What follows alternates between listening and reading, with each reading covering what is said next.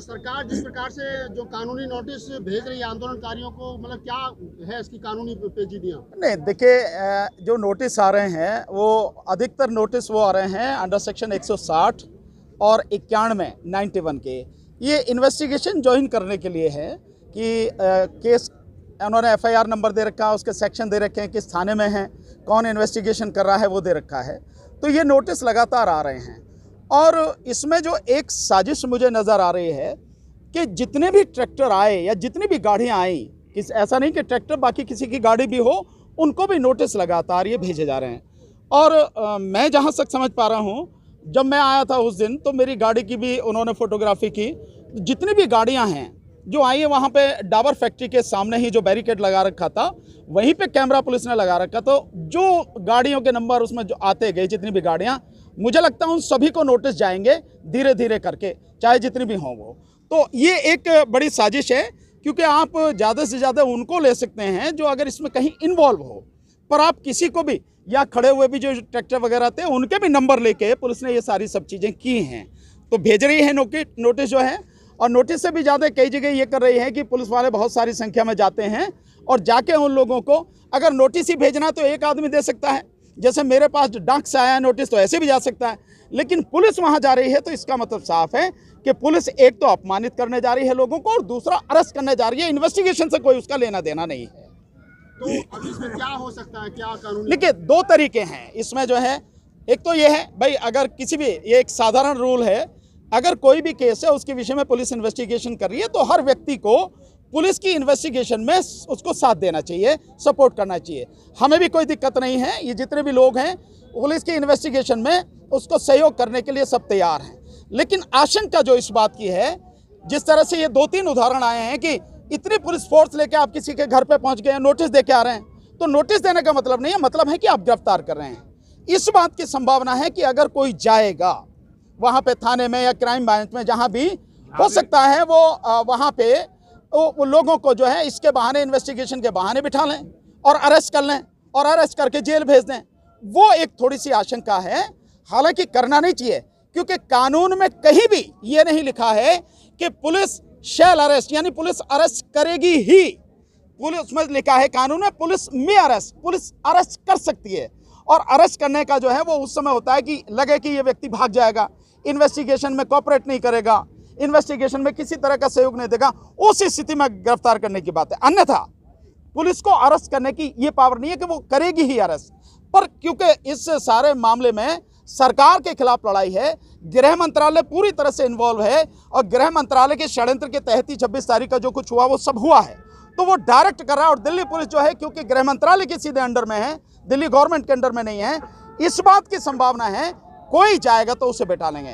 तो इसके लिए दूसरी रेमेडी जो हमारे पास है, वो रेमेडी है हमारे पास कि हम कोर्ट में एंटीसिपेटरी बेल के लिए मूव करें।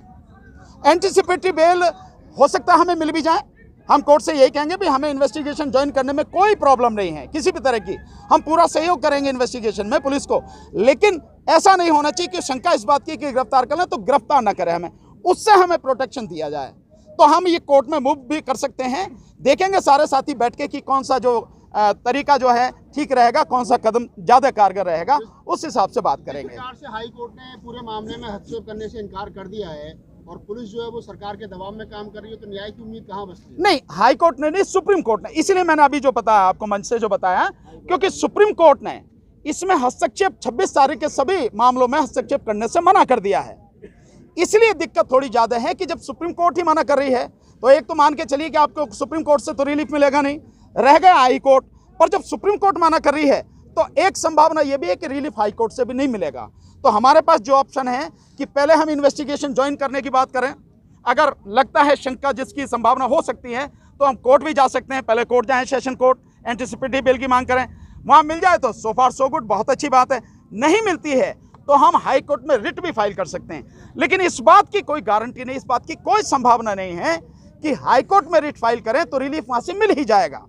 मिल भी सकता है, नहीं भी मिल सकता, पर जो भी है वो हम, जो भी रेमेडी है हम उसे अवेल करने का पूरा प्रयास करेंगे। लेकिन आपके माध्यम से मैं साथियों को कहना चाहूँगा, जहाँ तक भी ये सारी चीज़ें जा रही हैं सोशल मीडिया के माध्यम से, जिन लोगों तक भी खबर पहुँच रही है, मैं उनसे ये भी रिक्वेस्ट करूँगा कि इसको और ज़्यादा लोगों तक भेजें, शेयर करें, बताएं अधिक से अधिक लोगों को, क्योंकि लगभग 60 लोगों को अभी तक नोटिस आए हैं, अभी नोटिस और लोगों को भी आएंगे। जिस तरह की सारी चीजें चल रही हैं, इसमें पता नहीं कितने सैकड़ों लोगों को, हजारों लोगों को, किस किस को नोटिस आएंगे पता नहीं है, किसको भी आ सकते हैं। ठीक है ना साथियों, इसलिए हर व्यक्ति तैयार रहे। और एक मेरा निवेदन है, इनसे घबराने की जरूरत नहीं है। ये नोटिस, ये कानूनी प्रक्रियाएं चलती हैं साथियों। जब आंदोलन होता है और सरकार के खिलाफ आंदोलन होता है, सरकार उसका दमन करने के लिए सारी चीजें अपनाती है, सब कुछ काम करती है जो उसके हाथ में होता है, ये दबाने की कोशिश करती है। पर अगर आपको इन सब से डर लगता हो, पुलिस से डर लगता हो, जेल जाने से डर लगता हो, गिरफ्तार होने से डर लगता हो, तो फिर आपको आंदोलन में आने की जरूरत नहीं, फिर तो घर बैठना ही जरूरी है। फिर आप घर बैठिए, आराम करिए। लेकिन जब आप आंदोलन में शामिल हैं, ये कुछ भी हो सकता है। आपको ध्यान है, इमरजेंसी के दौरान कितने ही लीडर्स, जो चाहे आप देख लें अटल बिहारी वाजपेयी हों या लालू प्रसाद यादव, जिन कितने कितने लीडर थे जिनको जेल में डाला गया उस दौरान, ये सारे के सारे लोग जेल में रहे। ठीक है ना। हाँ, आपकी बात स्थिति थोड़ा सा अलग है कि ये सरकार ज्यादा क्रूर है, ज्यादा ये सरकार जो है अन्याय और अत्याचार करने वाली सरकार है, घातक सरकार है। फिर भी कानूनी प्रक्रिया जो भी है उसको हमें समझने की जरूरत है, इससे घबराने की जरूरत नहीं। इसलिए कोई व्यक्ति इतना हिम्मत ना हारे कि यार मैं सुसाइड कर लूंगा, क्योंकि अभी जैसे मैं आया, हमारे लीगल सेल में एक साथी कहने लगे कि मैं सुसाइड कर लूंगा, तो मैंने कहा जल्दी करो आप। अगर मरने से समस्या का समाधान हो जाता है तो आप तुरंत मरो। आप मरने से किसी भी समस्या का समाधान नहीं होता, हमेशा लड़ने से समस्या का समाधान होता है, संघर्ष करने से होता है। और मैं आपको यूं ही नहीं कह रहा हूं, ये नोटिस मुझे भी आया है, ये नोटिस मेरे पास है, ये मेरे नाम से नोटिस है, तो ऐसा नहीं है कि किसी और को आया है। और केवल मुझे नहीं, हमारे कितने ही एडवोकेट को भी ये नोटिस आया है। ये नोटिस आप देखें, ये मेरे ही नाम से है, भानु प्रताप सिंह, ये नोटिस जो है। तो जब मुझे, और मैं तो खुल के बोल रहा हूँ सरकार के खिलाफ, मैं किसी बात से घबरा नहीं रहा, उसकी धज्जियां तबीयत से उड़ा रहा हूं, तो इन सारी चीजों से घबराना नहीं है। जेल जाएंगे, जेल जाने में कोई दिक्कत नहीं है, साथ जाएंगे, वही रोटी खाएंगे, चिंता वाली बात नहीं है। लेकिन यह भी हो सकता है कि जेल ना जाना पड़े, हो सकता है हमें कोर्ट से बेल मिल जाए, हो सकता है कोर्ट हमारी बात को समझ ले और समझ के हमें रिलीफ दे, कुछ भी हो सकता है।